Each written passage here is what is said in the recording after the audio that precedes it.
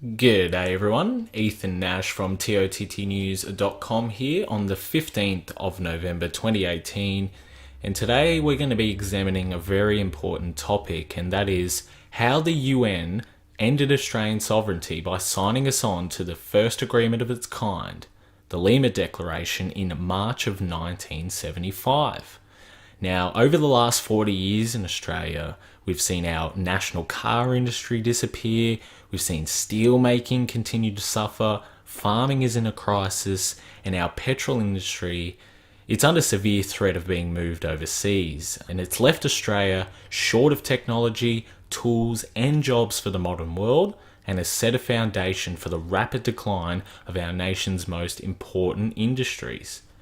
It seems in the pursuit of an open world, the Lima Declaration unlocked the gates that sealed the divide between the first and the third world, allowing the line to be blurred and integrated into a worldwide plantation for exploitation.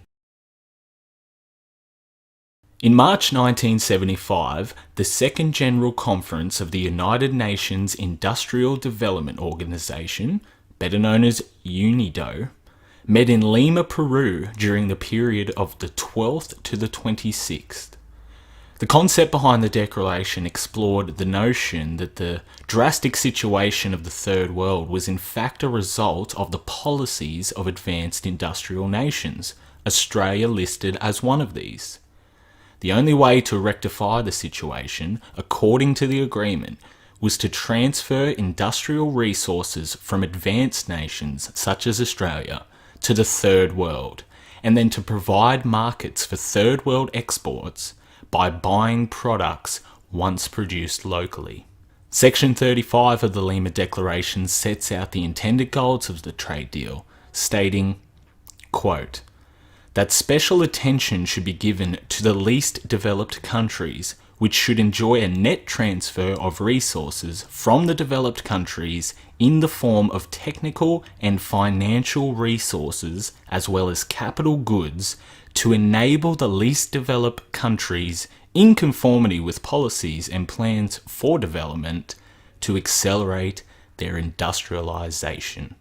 The document also reads that effective control over natural resources constitute for developing countries an indispensable condition for economic and social progress. The resulting declaration would have disastrous ramifications for Australian industry. Today, the aftermath of the Lima Declaration on Australian society can primarily be felt across manufacturing and agricultural industries, much of the foundation of our country, and was a key stepping stone to what we know as free trade in the 21st century.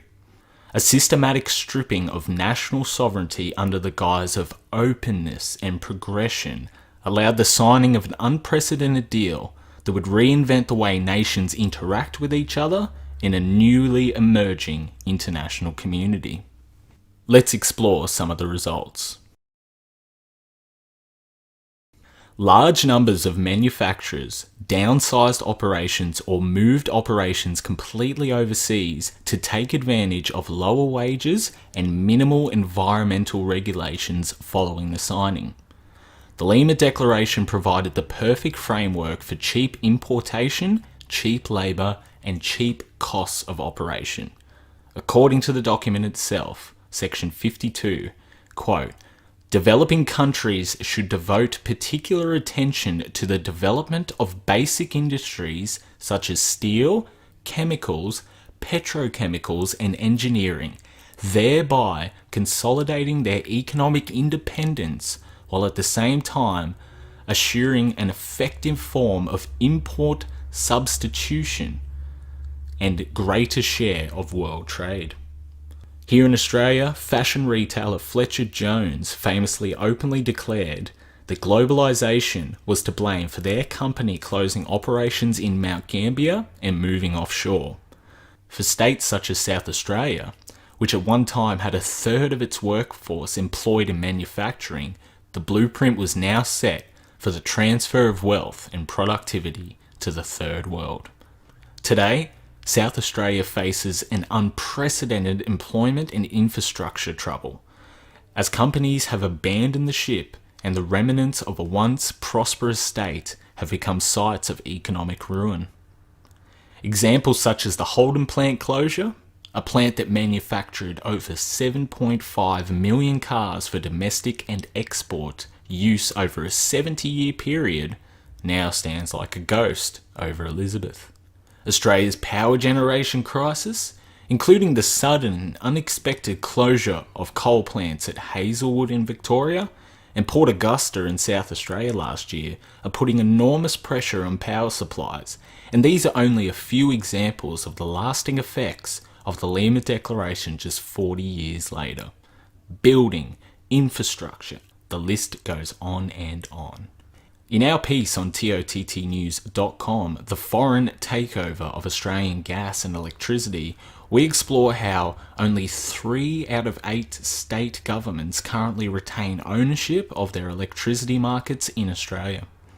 That is, generation, distribution, transmission and retail operations. Only 3 out of 8.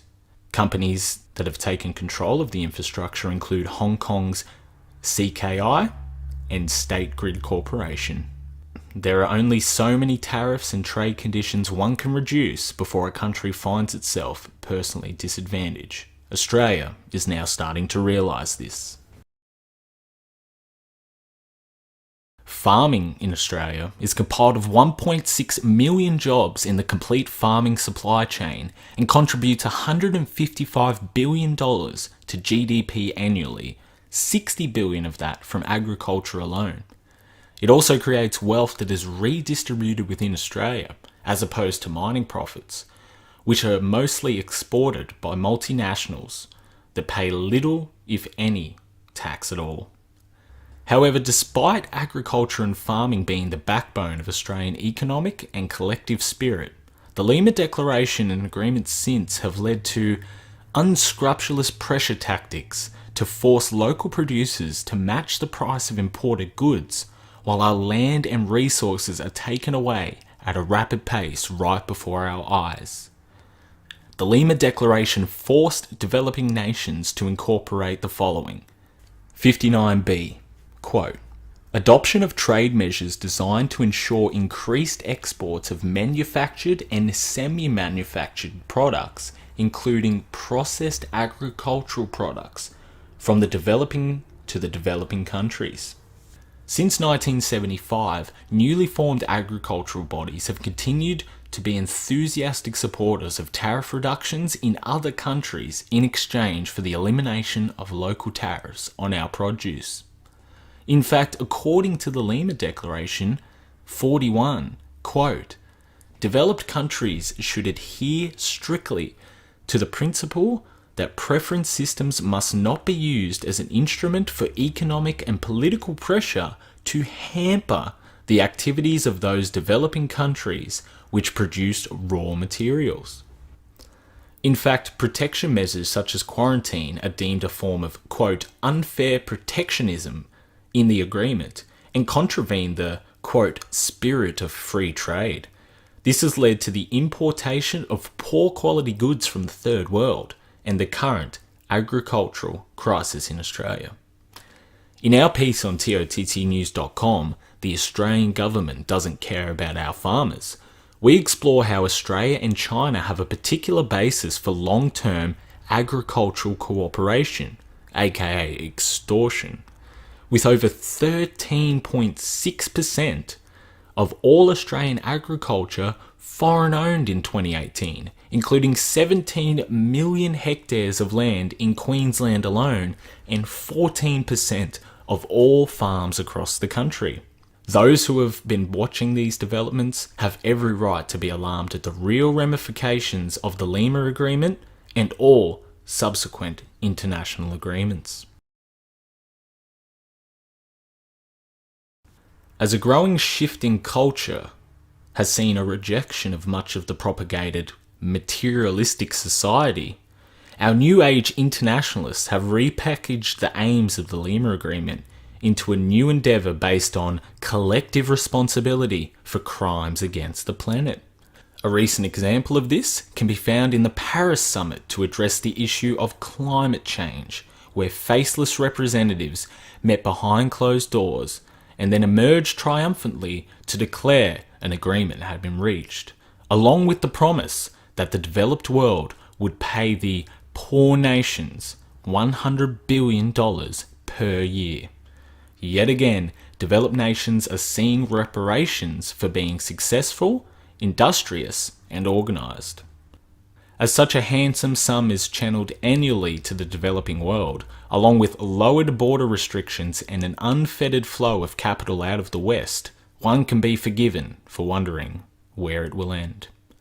Indeed, many of the hundreds of international treaties now signed by governments on our behalf are driven by the United Nations, a body that no Australian has approved by voting in a referendum to allow them to have a say in how we are governed or how we conduct our national affairs. The most recent example is the Trans-Pacific Partnership Agreement, which Australia has recently ratified and will come into effect on December 30, 2018. In this agreement, foreign corporations will be able to use what are called investor-state dispute settlements, or ISDS, and their tribunals to allow companies to sue governments in industries like environment, health, labour, safety laws and regulations, and so on. And if the government introduces laws that prevent a company from making a profit, they can be sued. A slippery slope indeed, one that started with the Lima Declaration in 1975. The Lima Declaration is nothing more than an economic death warrant by the UN. The question those of us in the West must ask ourselves is, how much are we prepared to give, particularly at the cost of the future for our own children? To learn more, head over to tottnews.com and make sure to follow us on social media for more exclusive content and discussions, and make sure to subscribe for free to tottnews.com. Thank you for watching, and until next time, you take care of yourselves.